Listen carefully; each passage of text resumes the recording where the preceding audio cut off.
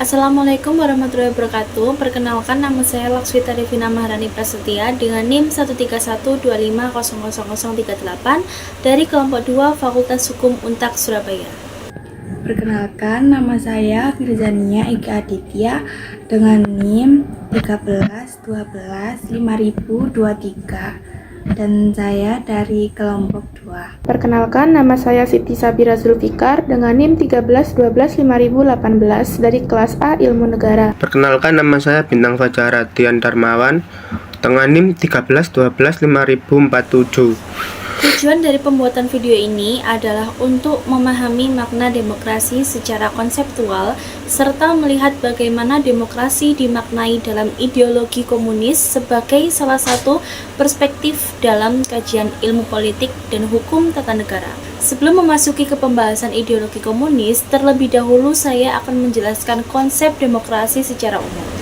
Berdasarkan literatur yang tersedia di Elitak, salah satunya pemikiran Muhammad Hatta mengenai demokrasi dan kedaulatan rakyat. Demokrasi dimaknai sebagai pemerintahan rakyat di mana kedaulatan berada di tangan rakyat. Dalam pandangan ini, rakyat bukan hanya sebagai objek pemerintahan, tetapi sebagai subjek yang menentukan arah penyelenggaraan negara. Segala hukum dan kebijakan seharusnya bersandar pada rasa keadilan dan kebenaran yang hidup di tengah masyarakat. Muhammad Hatta juga menekankan bahwa pengertian demokrasi tidaklah selalu sama karena dapat berubah sesuai dengan waktu dan kondisi masyarakat.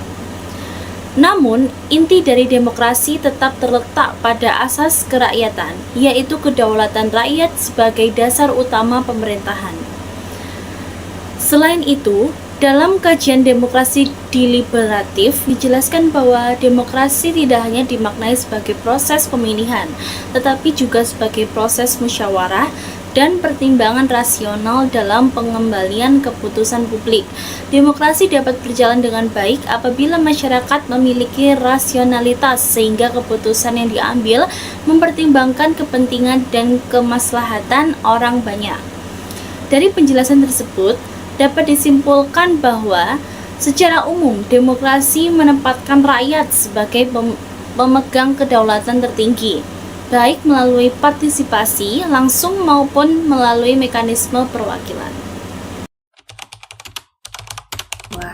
Di sini saya akan melanjutkan pemaparan materi dari teman saya sebelumnya. Tokoh yang kami pilih di sini yaitu Karl Marx. Ideologi Karl Marx didefinisikan sebagai pandangan hidup atau pemikiran yang dikembangkan oleh golongan atau kelas sosial tertentu saja, khususnya dalam ranah politik dan sosial, yang seringkali dimanfaatkan oleh kelas penguasa untuk mempertahankan dominasinya di atas struktur masyarakat. Karl Marx memandang ideologi sebagai produk basis ekonomi yang menciptakan kesadaran palsu bagi kelas yang tertindas dengan disebabkan atau dibentuk dari kepentingan kelas yang lebih dominan, sehingga menyamarkan realitas terhadap kelas pekerja, seperti menyembunyikan eksploitasi kapitalis di balik prinsip universal yang tampak adil bagi semuanya. Akibatnya, ideologi berfungsi sebagai alat kuat yang tak hanya membenarkan ketidakadilan struktural, tapi juga menghambat kesadaran kelas proletar untuk bangkit melawannya. Prinsip dasar komunisme menurut Karl Marx adalah penghapusan kepemilikan pribadi atas alat produksi seperti tanah, pabrik, dan modal yang digantikan oleh kepemilikan kolektif masyarakat untuk mencegah akumulasi kekayaan di tangan segelintir orang atau di tangan kelompok tertentu. Dari situ, distribusi sumber daya diatur secara merata lewat keputusan bersama, dengan harapan memusnahkan perbedaan kelas dan eksploitasi buruh oleh kapitalis. Selain itu, konflik kelas dianggap sebagai mesin penggerak sejarah yang memerlukan revolusi proletar untuk mewujudkan masyarakat tanpa kelas, di mana negara pada akhirnya lenyap sebagai instrumen penindasan. Sekian pemaparan materi dari saya. Mohon maaf bila ada salah kata atau materi yang kurang sempurna dari saya, mohon dimaklumi. Terima kasih, dan selanjutnya pemaparan materi akan dilanjutkan oleh teman saya. Sekarang kita akan melanjutkan pembahasan selanjutnya. Jika sebelumnya kita membahas mengenai pengertian dari ideologi komunis yang berfokus pada tokoh Karl Marx, maka sekarang kita lanjutkan dengan pembahasan mendalam mengenai konsep demokrasi rakyat dalam komunisme menurut Karl Marx. Sebelumnya, saya mengambil referensi dari jurnal yang berjudul The Dictatorship of the Proletariat in Marx and Engels by Hal Draper, 1987. Langsung saja kita simak ya. Kalau melihat demokrasi rakyat dalam komunisme, menurut Karl Marx, pendekatannya berbeda dari demokrasi yang biasanya dibahas dalam ilmu negara klasik.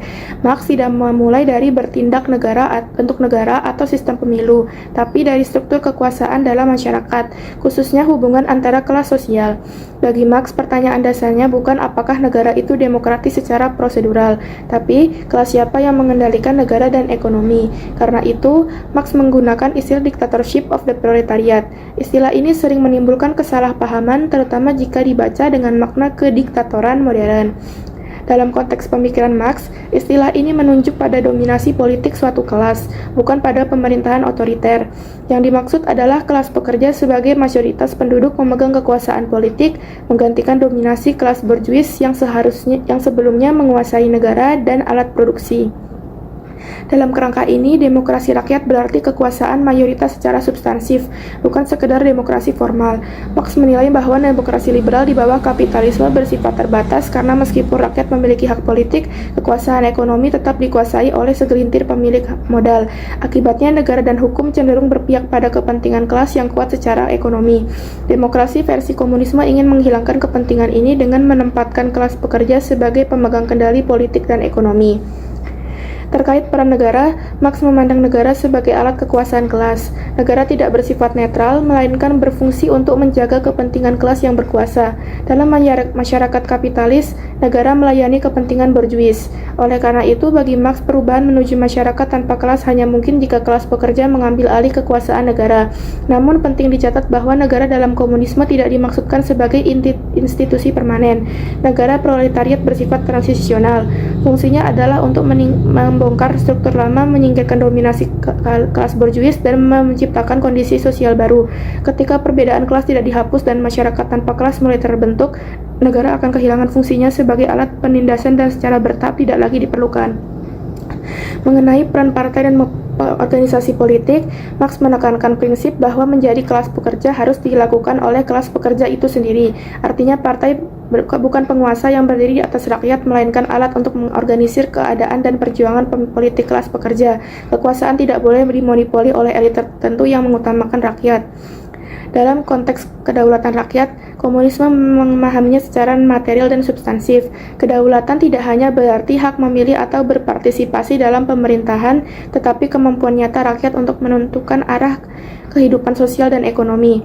Selama rakyat tidak menguasai alat produksi, kedaulatan tersebut masih the dictatorship of the proletariat in Marx and Engels by Hal Draper, 67. Dengan demikian, pemikiran Karl Marx, dominasi rakyat dalam komunisme adalah kekuasaan nyata kelas mayoritas, negara berfungsi sebagai alat transisi, dan partai berperan sebagai instrumen pengorganisasian rakyat, bukan pengganti kedaulatan rakyat itu sendiri. Selanjutnya, pembahasan mengenai perbedaan antara demokrasi komunis dengan demokrasi liberal yang akan dilanjutkan teman saya. Sekian dari saya, terima kasih. Kali ini saya akan menjelaskan tentang perbedaan demokrasi liberal dan juga demokrasi komunis, meliputi pengertian, perbedaan, serta kelebihan konsep tersebut dan juga kelemahan dalam praktiknya. Yang pertama, pengertian demokrasi liberal adalah sistem politik yang menjunjung tinggi kebebasan individu dan hak asasi manusia sebagai dasar negara. Kekuasaan pemerintah dibatasi oleh konstitusi agar tidak melanggar kebebasan warga negara. Demokrasi liberal memiliki fokus utama untuk melindungi hak warga sipilnya dan politik secara individual. Yang kedua, demokrasi komunis. Sistem yang didasarkan pada ideologi Marxisme dan Leninisme yang mencita-citakan masyarakat tanpa kelas. Demokrasi ini tidak fokus pada kebebasan individu, melainkan pada kesejahteraan kolektif masyarakat secara keseluruhan yang dikendalikan oleh negara melalui satu partai tunggal, yaitu Partai Komunis itu sendiri. 2. Perbedaan demokrasi liberal dan demokrasi komunis. Perbedaan demokrasi liberal dan demokrasi komunis secara kekuasaan, yang dimana adanya pemisahan kekuasaan seperti legislatif, eksekutif, dan yudikatif pada demokrasi liberal, sedangkan pada demokrasi komunis kekuasaan lebih berfokus pada partai atau pimpinan tertinggi. Yang ketiga, kelebihan konsep dari demokrasi liberal dan demokrasi komunis. Kelebihan tambahan demokrasi liberal, stabilitas lewat perubahan pergantian kekuasaan dilakukan secara berkala melalui pemilu, sehingga aspirasi rakyat yang berubah-ubah dapat terakomodasikan tanpa revolusi kekerasan. Transparansinya, adanya pers bebas berfungsi sebagai watchdog atau pengawas untuk mengungkap korupsi dan ketidakadilan. Demokrasi komunis. Mobilisasi massa, negara memiliki kemampuan luar biasa untuk memobilisasi sumber daya dalam skala besar untuk proyek nasional seperti industrialisasi atau penanganan krisis, karena tidak ada hambatan birokrasi politik dari oposisi. Yang keempat, kelemahan dalam praktik. Demokrasi liberal, politik uang. Karena kampanye membutuhkan biaya yang cukup besar, kebijakan seringkali dipengaruhi oleh pemilik modal. Dalam kepentingan rakyat kecil, polarisasi sistem multipartai seringkali memicu perpecahan tajam di masyarakat. Yang kedua, demokrasi komunis. Kekakuan ekonomi. Sistem komando pusat seringkali gagal merespon kebutuhan pasar yang dinamis, menyebabkan kelangkaan barang tertentu. Yang terakhir, kita akan masuk ke pembahasan mengenai demokrasi dalam ideologi komunis. Dalam ideologi komunis, demokrasi dimaknai sebagai bentuk kekuasaan rakyat yang dijalankan oleh kelas pekerja atau proletariat. Konsep ini berangkat dari pemikiran Karl Marx yang mengkritik demokrasi liberal karena dianggap belum sepenuhnya mencerminkan kepentingan rakyat secara menyeluruh. Menurut Karl Marx, dalam sistem masyarakat yang terbagi ke dalam kelas-kelas sosial, kekuasaan politik cenderung dikuasai oleh kelompok tertentu. Oleh karena itu, demokrasi dalam ideologi komunis diarahkan pada upaya penghapusan kelas sosial serta penciptaan kesetaraan dalam kehidupan bermasyarakat. Pemikiran tersebut dapat ditemukan dalam karya Karl Marx berjudul The Communist Manifesto yang menjelaskan bahwa struktur sosial dan ekonomi sangat mempengaruhi bagaimana demokrasi dijalankan. Dalam konteks ini, demokrasi tidak hanya dipahami sebagai prosedur pemilihan, tetapi sebagai sarana untuk mewujudkan kepentingan kolektif rakyat. Namun, pembahasan ini digunakan sebatas kajian teori untuk memahami bagaimana demokrasi dimaknai dalam ideologi komunis dan tidak dimaksudkan sebagai bentuk dukungan terhadap ideologi tersebut. Baik, di sini saya akan melanjutkan lagi pemaparan materi dari teman saya yang berisi tentang demokrasi Pancasila. Indonesia menganut demokrasi Pancasila yang berlandaskan pada nilai-nilai Pancasila dan Undang-Undang Dasar Negara Republik Indonesia tahun 1945. Berbeda dengan konsep demokrasi dalam ideologi komunis. Demokrasi Pancasila menempatkan kedaulatan di tangan rakyat, namun pelaksanaannya dilakukan melalui mekanisme perwakilan, musyawarah, serta penghormatan terhadap hukum dan hak asasi manusia. Pemahaman ini sejalan dengan pemikiran Muhammad Hatta, yaitu menyatakan bahwa demokrasi Indonesia bukan hanya soal kekuasaan mayoritas, tapi juga tentang keadilan sosial dan kepentingan masyarakat bersama. Terletak di dalam buku Demokrasi Kita, Muhammad Hatta menekankan bahwa demokrasi berakar pada asas kerakyatan dan kolektivisme, yang berarti bahwa kepentingan rakyat harus menjadi dasar utama dalam penyelenggaraan negara. Dengan demikian, yang dimaksud demokrasi Pancasila adalah tidak hanya bersifat prosedural saja, tapi juga mengandung nilai budaya, moral, dan hukum yang hidup dalam masyarakat Indonesia. Sekian, terima kasih, dan selanjutnya akan dibantu oleh teman saya. Perbandingan demokrasi komunis dengan demokrasi Pancasila dan relevansinya di Indonesia. Jika dibandingkan perbedaan mendasar antara demokrasi dalam ideologi komunis dan demokrasi Pancasila terletak pada cara memaknai kedaulatan rakyat dan mekanisme pelaksanaannya. Demokrasi dalam ideologi komunis lebih menekankan kolektivitas serta peran negara yang dominan dalam mewakili kepentingan rakyat.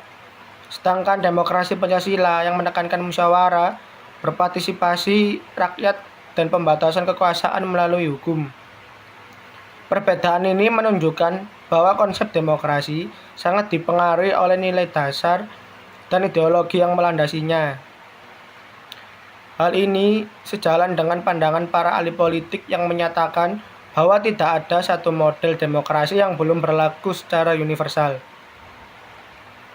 Dalam konteks Indonesia yang memiliki keberagaman suku, agama, dan budaya, demokrasi Pancasila dinilai lebih relevansi karena mampu mengakomodasikan pluralitas masyarakat serta menjaga persatuan nasional.